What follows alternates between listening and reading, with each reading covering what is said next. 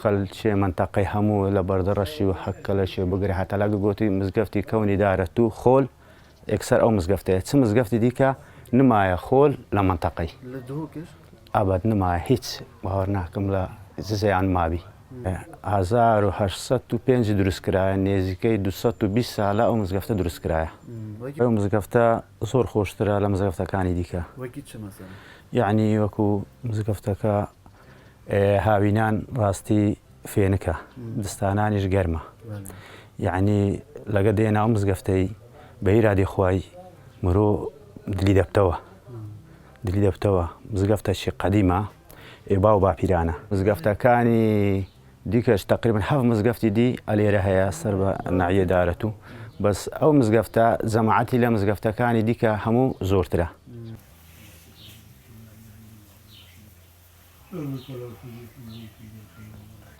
اللهم صل على سيدنا محمد وعلى آله وصحبه وسلم. أعوذ بالله من الشيطان الرجيم. بسم الله الرحمن الرحيم.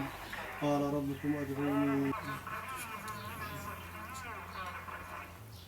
وصلى الله على سيدنا محمد وعلى آله وصحبه وسلم.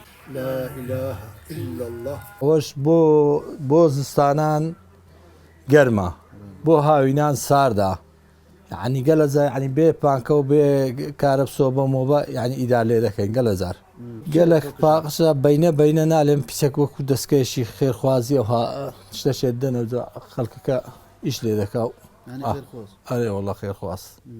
أري والله وخلشي قنديش تقصيرنا كان راسي أوي بيمان سابي وكيد شو مثلا خلق وكيد شبك باقجي وكي خاويني وبموازينه وبخلشي قندي وبخوشيتن وكو عمو تشتك قرآن حتى إيرها بي أم الناس مسزئة بصبر بين ما ليرة ديتن راسي بس بكو غدبة ولا غير أو قال زال غدبة ليرة زور كراء زور قال زاوانة دي نيوجان دكريتو غدبة ديتة إيرة يعني خولا درج زينية دانش دكراء بريهنجا بس وقتين بزقف زور خلقك زي نابتوا الله واني نكو باو بابيرو أما بخو ما نيوج ما ليكري غدبة ما ليكري لعمري مش بس الآن مزقفت زور بو أو دخل كلو غربة لسه ولا له نيجي همون نيجي كان يديش ليتنا إيرا.